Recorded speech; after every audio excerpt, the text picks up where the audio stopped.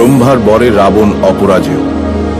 সেই হেতু প্রবল যুদ্ধের পরেও রাম রাবণকে পরাজিত করতে পারলেন না। সীতা এখনো বন্দিনী। তার জন্য রামের মন আকুল। দেবতাগণ হয়ে উঠলেন বিচলিত। তাহলে কি পাপী রাবণের বিনাশ অসম্ভব? দেবরাজ ইন্দ্রের ইচ্ছা অনুসারে প্রজাপতি ব্রহ্মা স্বপ্নাদৃষ্ট হলেন রামের। রামকে আদেশ দিলেন, হে রাম, তুমি কাত্যায়নী দেবী দুর্গার অকাল বোধনে সচেষ্ট হও। শরৎ ঋতুর ষষ্ঠী কল্পে দেবীর পূজার আয়োজন করো। দেবী চণ্ডিকার কৃপা লাভে রাবণ বিনাশ ও সীতা উদ্ধার উভয়ই সম্পন্ন হবে।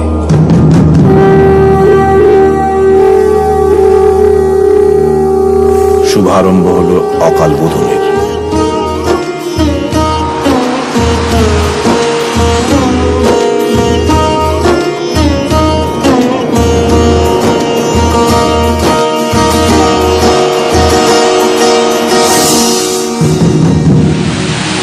তবু দেবী দুর্গা রামের সম্মুখে দৃষ্ট হলেন না। দেবীর বিহনে রামের হৃদয় কম্পিত। তাহলে কি অকাল বোধনে দেবী কাত্যায়নী রুষ্টা হয়েছেন? এবার রাবণ ভ্রাতা বিভীষণ পথ প্রদর্শক হলেন। জানালেন 108টি নীল পদ্ম সহযোগে শিবানী আরাধনা করলে দেবী তুষ্টা হবেনি। আর সেই নীল পদ্ম পাওয়া যাবে একমাত্র দেবী দহে।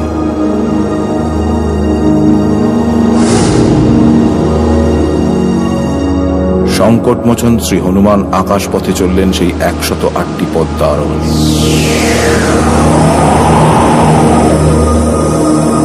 কিন্তু দেবীর চরণে সেই 108টি পদ্ম নিবেদন করতে গিয়ে দেখা গেল সেখানে মাত্র 107টি পদ্ম রয়েছে।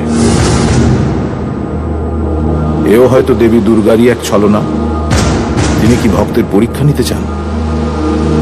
বিচলিত রাম ভাবলেন, আমাকে তো সকলে নীল কমলাক্ষ বলে সম্বোধন করে, কেউ কেউ বলে কমল লোচন। তাহলে আমার রক্ষে যদি আমি দেবীর চরণ কমলে নিবেদন করি, তাও কি দেবী কাত্যায়নী ভক্তকে দর্শন দেবেন না?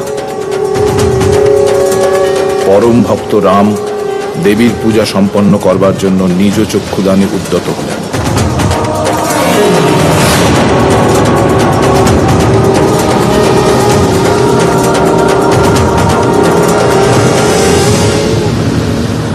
রাম, তোমার পূজায় আমি সন্তুষ্ট।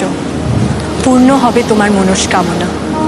মহা অষ্টমী ও মহানবমীর পবিত্র সন্ধি লগ্নে তোমার দ্বারা পাপিষ্ট রাবণের বিনাশ হবে। তোমার এই আরাধনা মর্তলোকে অকাল বোধন বলে প্রচলিত হবে।